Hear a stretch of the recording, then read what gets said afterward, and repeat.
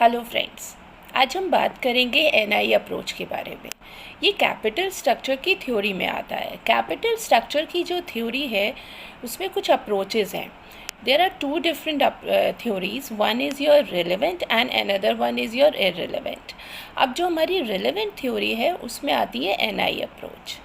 NI approach क्या होती है? एनआई का मतलब है नेट इनकम अप्रोच, यानी ये अप्रोच ये कहती है कि कंपनी को अपने कैपिटल स्ट्रक्चर में चेंजेस करने से डायरेक्टली अपने कॉस्ट ऑफ कैपिटल को कंट्रोल कर सकती है।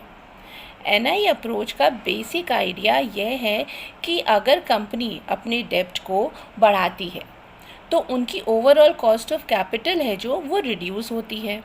सिंपल भी है और राइट भी है।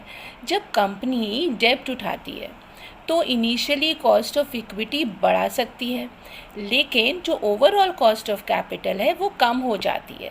मतलब आप केयरफुली मैनेज करते हो तो कंपनी को ज़्यादा प्रॉफिट हो सकता है।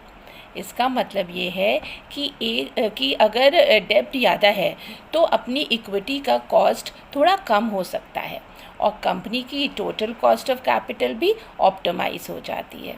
लेकिन रिस्क को भी ध्यान में रखना होता है। मगर ध्यान रखो, जब डेब्ट बढ़ाओगे रिस्क भी बढ़ेगा और कंपनी अपने डेब्ट को मैनेज नहीं कर पाएगी तो फाइनेंशियल प्रॉब्लम हो सकती है। तो ये था N I approach of capital structure. अगर ये कंसेप्ट आपको समझ में आया हो तो लाइक और शेयर ज़रूर करिएगा।